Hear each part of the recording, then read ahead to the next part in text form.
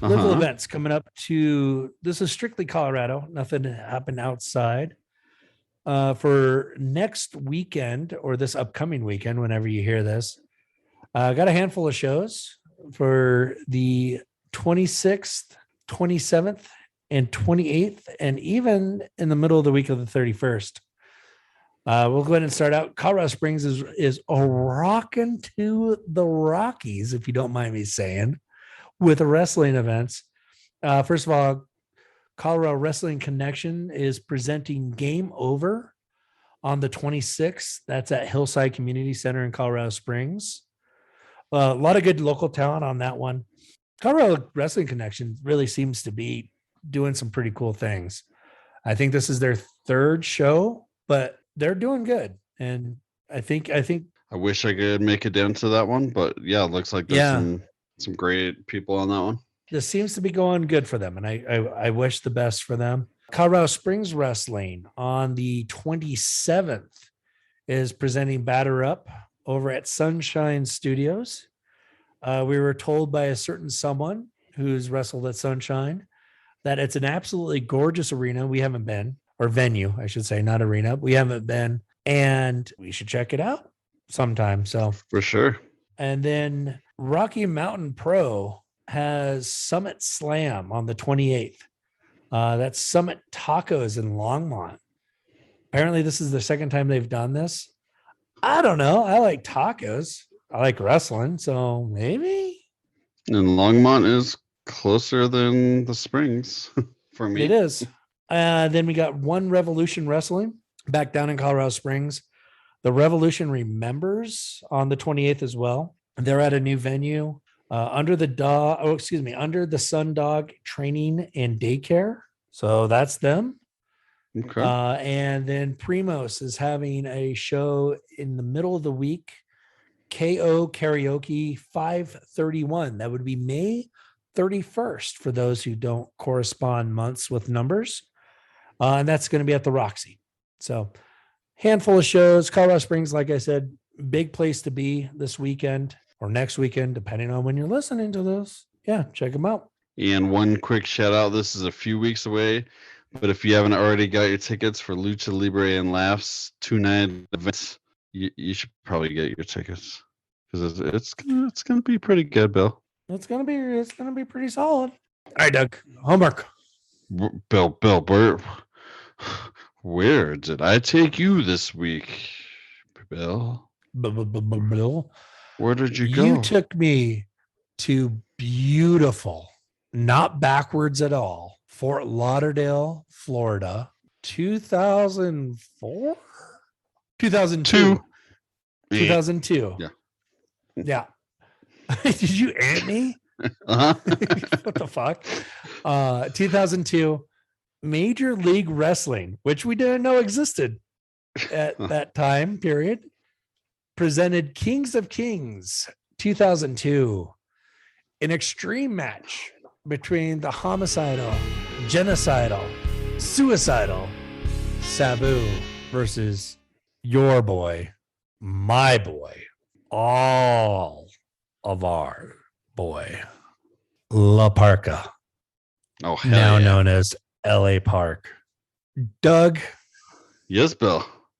What did you think of 2002 MLW?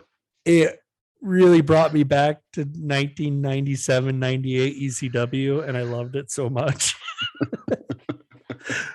Like everything about it was so beautiful. I love this match so much more than the match you gave me last week. Right. It was just an ECW match in 2002, and you had Joey Styles on commentary, which made it so much better. You had Finnegan as a ref, and you had Sabu, you had Bill Alfonso, you had the classic shitty ECW chants, and then you had La Parka. I really liked this match. I just really liked it. It was just really fun. It was a fun little match. I do have a couple gripes about it, but it's just stupid little gripes. A lot of it had to do with like Okay, my gripes. I'll just knock them out of the way. La Parca didn't get much shit in. He just took a fucking beating. Yeah, I did. And got his shit kicked out of him. I wanted a little more back and forth. Joey Styles was just gaga over Sabu, which it makes sense. It's an ECW show in 2002. Mm-hmm. For the most part, I think that's about it. Like, those are my two gripes. Like, it was, I loved it. La Parca getting his mask ripped up and him getting stabbed with scissors. Like, but he was still able to keep like essentially the Scorpion or Sub-Zero mask part. I don't know how he was able to keep I that have on. no idea, but it was fucking cool. He took a bunch of insane shit, kept on going, bleeding like a motherfucker. Sabu looked fucking good. I mean, it was a typical Sabu match. This, like, you compare this to going back to the greatest Mick Foley match of all time against Randy Orton, hardcore match, Extreme Rules match, right? It wasn't, hey, we need to get to here and do this. It didn't feel that way. It felt like chaos. It felt just sad. I mean, and that's one thing Sabu's always done. He's always made you feel like you're just watching an insane person wrestle. Yeah. And it was, and La Parca just went with it, man. And I mean, the opening with La Parca just hucking a chair as hard as he can at Sabu before the match even starts is the best way to open up anything. My favorite part is when the mic caught Sabu. I don't remember exactly what Sabu was trying to do, but he was coming off the top rope, and La Parca sticks up his feet at like the very end. And Sabu, being the fucking professional he is, just ate shit on his feet, on La Parca's feet. Sabu like falls to the corner, and he's like, "God damn, that fucking hurt." My jaw, my jaw, that fucking hurt. And he's like, he's taking like just a couple seconds. He's like, "God damn it, fuck." That was my favorite part of the match. Hearing Sabu just be like, "Motherfucker," like just motherfuck. And it wasn't like, he's not like that motherfucker, or he's just like, "God damn it, that fucking hurt." Because Sabu lands on chairs the worst way you could possibly land on a chair, and he doesn't say a fucking word. Right. But he eats shit on a guy's foot, and he's mother God. La Parca looked, I couldn't tell if he looked pissed or if he was selling or he was hurt, but something was going on with La Parca. Yeah, I don't know if there's weird miscommunications, like he wasn't happy with how it was going, or he really did hurt his leg, or oh, you're talking about the very end with him holding his knee? There was that. There were some parts outside, like the scissors was pretty extreme, like just all of it. Like he looked a little overwhelmed. I think he was overwhelmed with the blood. Like, I think he was fine with it initially, but then it kind of got to him. Going back to the knee thing, like, because he's holding his knee and he's rolling weird. That was almost like callback to when Goldberg blew La Parca's ACL out and then kept on fucking wrestling La Parca, even though La Parca's telling him his knee's fucking blown out in Nitro. Bill Goldberg, La Parca would have had another good 15 years. Bill Goldberg knew how to wrestle appropriately. Bill Goldberg was safe. If La Parca was wrestling me, I would have taken care of La Parca. La Parca would still be around. He'd be about 150 pounds lighter. He'd be having 5-star matches against me. Bill Goldberg didn't exist. Me and La Parca, we'd run all the way through Mexico, go up California, just running the same show, finish off in Calgary. I'd give him the pin because, he needs it more than me. That's another thing I did. I fell asleep with with wrestling with shadows. Ravioli interview and wrestling with shadows. Falling asleep to those is blessed dreams. I fell asleep to 83 Starcast. Starcast was the weird thing that Conrad Thompson runs. Getting that money, brother. Well, when I was selling mortgages to Ric Flair, and Ric Flair didn't have any good credit because Ric Flair is a giant piece of shit who can't, really take care of his family. I know this for a fact because he's my father-in-law. I'm a fat piece of shit. Anyway, I'm not body shaming. Conrad sucks. You have a Conrad impression? That's pretty cool. That was my Conrad impression. It's not that great. Could have fooled me because first of all, you don't know what Conrad sounds like. I mean, no, it was perfect. It was spot on. All right, Doug. This is Bill. Where you asked me. Where did you take me, Bill? Oh wait, no. Where did I take you, Doug? Where did I take you? Well, Bill, you took me to the place that's not Tokyo. No, I still need to look that up. God damn it! Fuck, we went back to Hustle. It's a Hustle day. Hustle weekends. Hustle Triple Crown Championship. So we are in May 8th, 2004. We got Kawada versus Mick Foley. Or in this case, Mick Foley. So this was very different than the other Hustle match I watched. It was. This was a wrestling match. There was no mist and no impregnations. There was no RG. No RG. No Razor Ramon jerking RG. off a lamp. No Tajiri, who has suffered head trauma. Yes. Despite what Doug thinks. I don't know what you're talking about. So anyways, Cactus Jacka Mick Foley versus Kawada. It was Mick Foley, one of the greatest American wrestlers of all time, versus Toshiaki Kawada, one of the greatest Japanese wrestlers of all time. One of the four pillars. So this match was 1 month and 4 days after his WWE Randy Orton match. Yes. That's why he's so thin still. Contract expire and took off to Hustle? I don't know. I mean, Vince wouldn't have okayed him going to Hustle. No. So we'll just say, he was a free agent at the time. Yeah, it was a good match. It was.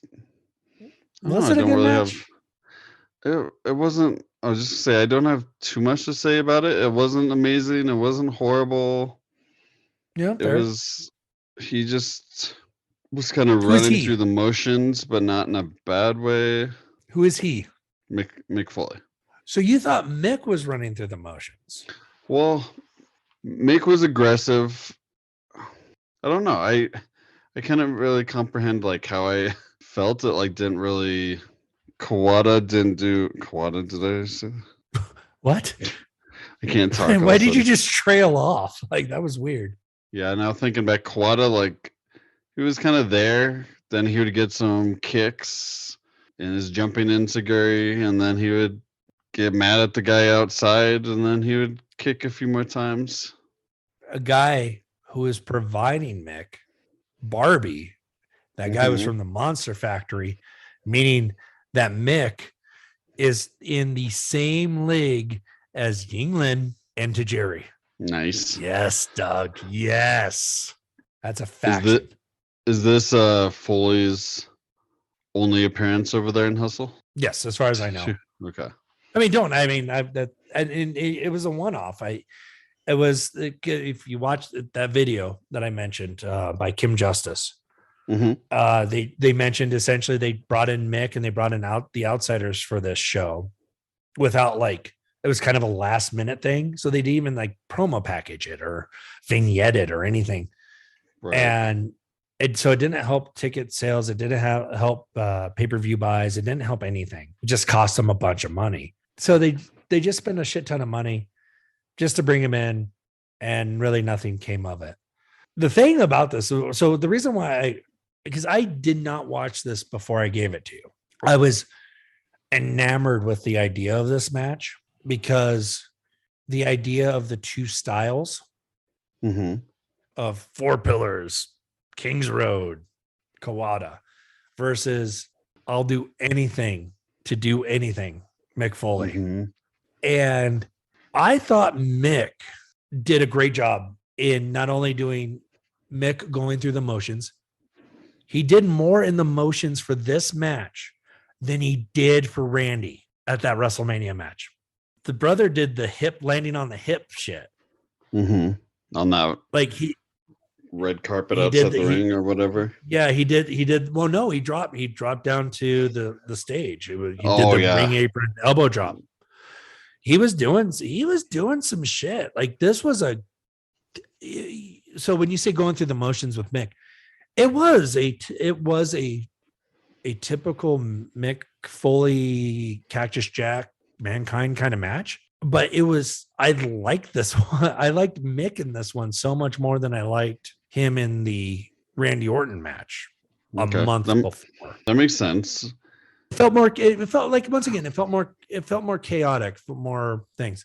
Kawada, however, in this match did not give a shit who he was wrestling. Yeah, he was highly. I've watched Kawada matches. Kawada's good. Kawada gets all the praise and love that he deserves. He stunk it up. Mick was trying to incorporate both styles, trying to get Kawada to do certain things. Kawada was just there for a fucking paycheck, which is weird because Kawada is the guy who sticks with Hustle, I think, all the way through the end. Does he? Well, yeah, and Mick's just there for one night. Yeah, it was just weird. At one point, Mick kind of broke.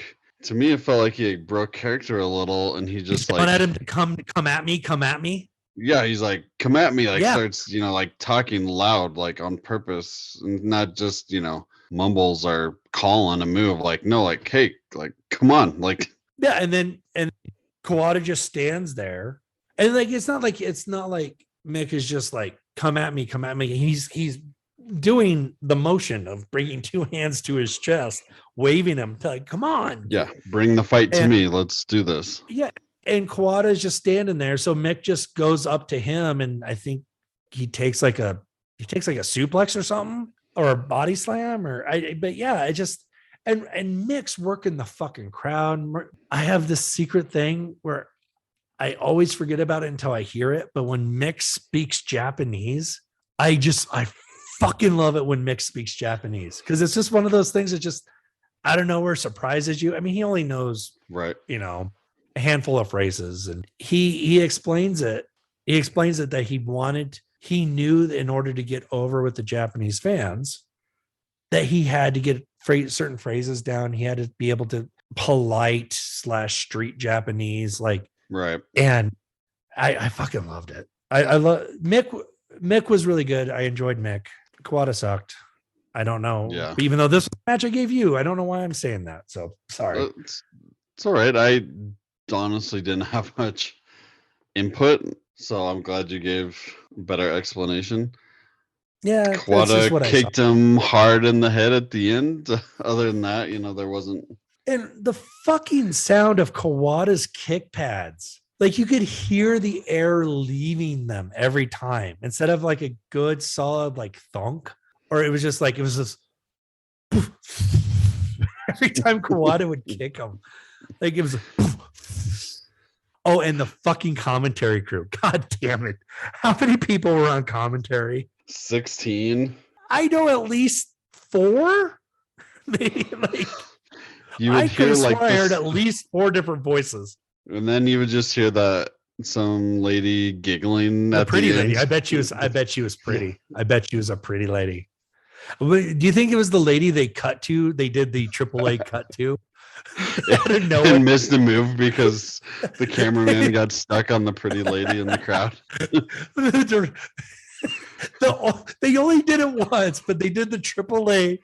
They did the AAA cutaway. I was when I saw that, I just started fucking laughing because how much shit I was giving AAA, and then I was like, "Oh, Hustle's production's great." Fuck. Yeah. And then God damn it. this, I wouldn't have believed if it was Hustle after seeing that Hustle match. No. This is when they were still trying to figure out what the hell they were until they just really went hardcore. Did you fucking yawn? Well, that's like my 12th one in the last 3 minutes. You're so sleepy. Apparently, Bill. I'm sorry. But anyway, as far as Hustle was concerned, this is when they were trying to really figure out if they're going to be like a strong style New Japan contender, or New Japan, or I think Noah was probably up and running. No, all Japan trying to decide what they wanted to do. Yeah, Still trying to be serious wrestling. If they're going to be pure wrestle, like strong style, New Japan's going into Enochiism and just shit like that, which is essentially like an MMA hybrid. Which, if you watch that goddamn video, you would know that the ownership group of Hustle was Pride, which is MMA. So that was the whole idea behind everything. They were trying to figure it out, and then they just decided, like, nah, fuck it. You know what we need? We need RG. Yes. We need Razor 500-pound babies. HG. We need 500-pound babies. We need the general who's running everything to dress up like a cyborg that isn't the general, but he is a cyborg. Yes. Like we need Tajiri with head injuries. That's what we need. We need to be insane. Doug, what do you got for me? Okay, Bill. Week? So I'm going to let you pick a wrestler, and then I will give you the match. I got 2 matches ready for you. Okay. Bill, would you like to see, I have a feeling okay. Would you like to see PCO or Colt Cabana? Oh, fuck. They are going against the same person. So this is obviously a Ring of Honor match, I'm guessing. Nope. Is it more Major League Wrestling from 2002? Because nope, brother, I'm pretty hooked on that shit. They're both in 2023, Bill. 2023? Yeah, brother. I got you intrigued. Yeah. You know what? Fuck it. Let's go PCO. Okay. So, Bill, we are going to TWC, Texas Wrestling Cartel. Oh, okay. This one is Hustle Never Dies, January 7th, 2003, in Corpus Christi, Texas. All right. You got one PCO versus Aaron Mercer. When she said Texas Wrestling Cartel, I was just going to say it's either going to have to be against Mercer or it's going to have to be against Brian Keith. So, okay, cool. Interesting. By the way, I really like Aaron Mercer. I really do. So I'm excited. I know he had a good match against Colt. I forgot about that. He had one against Colt not too long ago, a couple months ago, like March-ish, April-ish, March 3rd. Okay, yeah, I forgot about that. And that one was the one that the nipple boy, the nipples. Yeah. Yeah. No, cool. Yeah. No, I'm excited to see that. Even though, trying to think how it's gonna. I'm just playing it out in my head to see how it's gonna go. Trying to see, for sure. All right, Doug. Where are you taking me, Bill? I am taking you to beautiful Tokyo, Japan. Fuck yeah. For real. I'm taking you to the Tokyo Dome, brother. Ooh. I'm taking you to November 20th, 1994, brother. Okay. All Japan Women's Pro Wrestling, AJW Domu Superwoman Great War. Okay.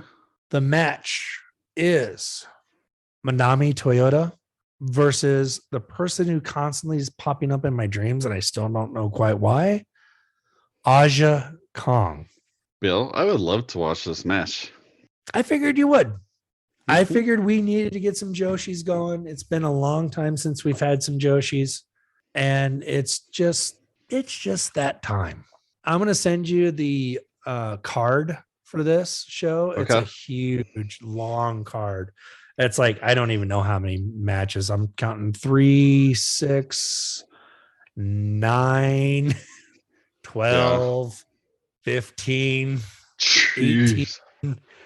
21, maybe 22. I'm going to say 22. Just guessing. It's a big one. Damn. It looks like a cool card, but What else is on there? it going through it real quick. So it's a tournament. Okay, that makes And sense. so it's the VTOP Woman Tournament, and that's where Raja Kong and Toyota meet. So this tournament in general is pretty goddamn amazing. Akira Hokuto's in it, Dynamite Kansai's in it. Looking at other folks such as Cutie Suzuki, she's in it. She's part of Japanese Bombshells. What was that one? Japanese Bombs. Jumping bomb angels or angels. Oh, I think that might be it. Like Jumping Bomb Angels, Jumping Angel. Yeah, Angel, I just saw this name a bombs. couple days ago again. Yeah, but Cutie Suzuki's part of them. Great Sasuke's in it. Grand Naoya, Jinsei Shinzaki, Super Delphin, Combat Toyota. I mean, Bold Nakano versus Alundra Blaze for the WWF World's Women's Championship Okay. is in that. So you got Nakano and Blaze. Like, I mean, it's just. So there's a lot of matches you could have. Oh yeah, but this is the match I wanted to do. Cool. Bill, do you want to do that one thing, or do you want to go to bed? We can do the one thing because you're tired. Keep it short, and you can do things. No, we got it. Bill, okay. How do you feel?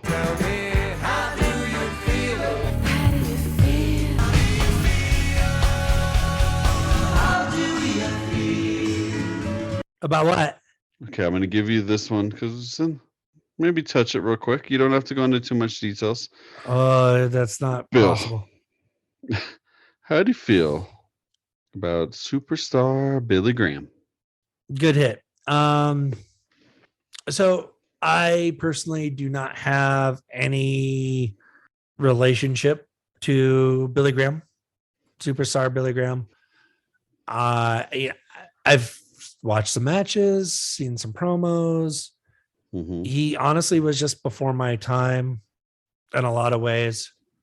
Other than the fact that he is incredibly important to the sports entertainment era of professional wrestling. Without him, we wouldn't have a lot of characters that helped build wrestling in the 80s and into the 90s. Hogan, Ventura, Flair. For sure. If you watch anything, a lot of stuff on superstar Billy Graham in his earlier days, you could see where a lot of those guys you just mentioned were highly influenced by superstar Billy Graham. 100%. Like, I mean, Hogan's just a ripoff. Yep. Ventura was just a ripoff. Big Papa Pump was a ripoff. Mm-hmm.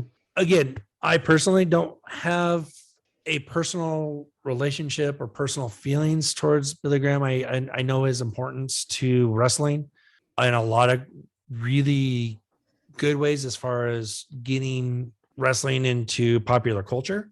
However, he also did introduce the body of a professional wrestler that also helped hurt wrestling and hurt performers specifically and shorten their lives. When I heard that he passed away last night, it's a big deal. Mm-hmm. And he changed wrestling. It's that simple. He's a huge focal point. So, I mean, it was a big enough deal that Excalibur called it on the spot, like in the middle of a match. Oh, you know what? I didn't catch that.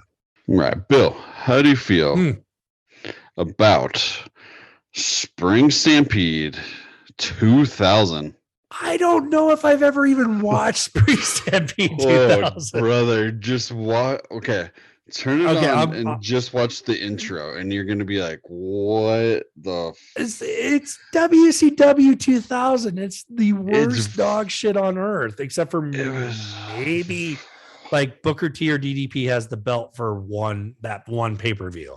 It was Vince Russo taking over. Oh no! It's with his whatever group. Time? Yes. The new blood.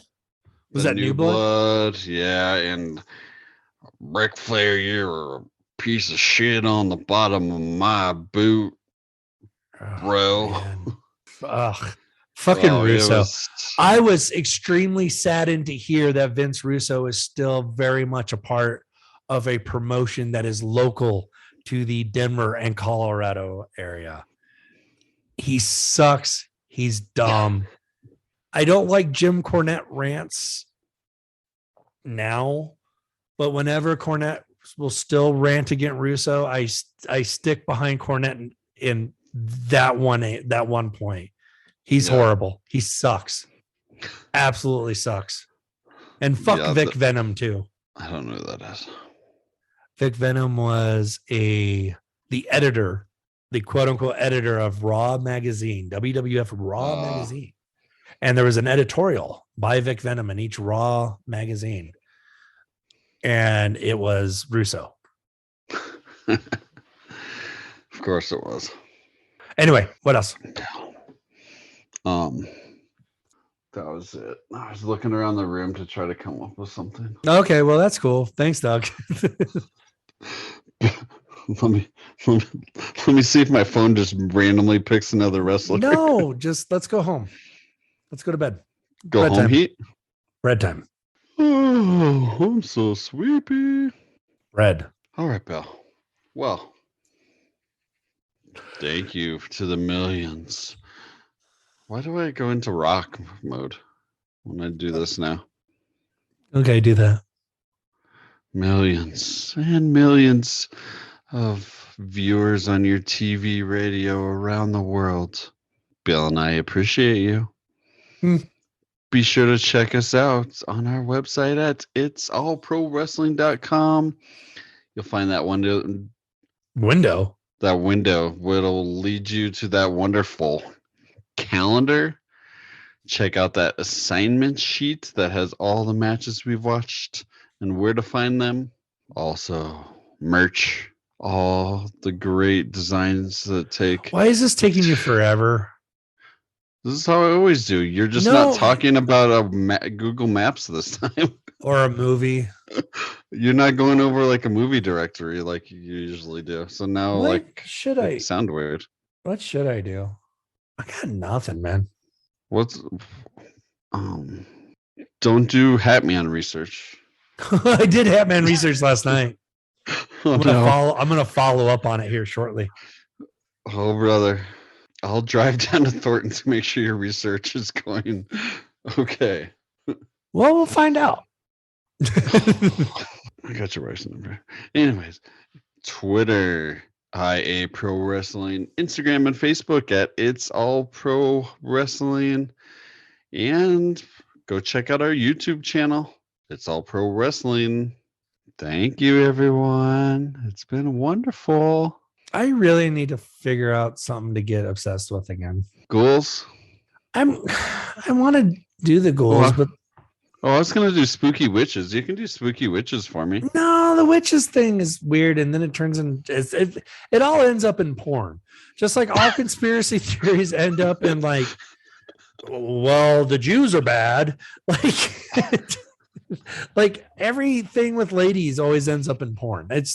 It sucks, man. I hate the internet.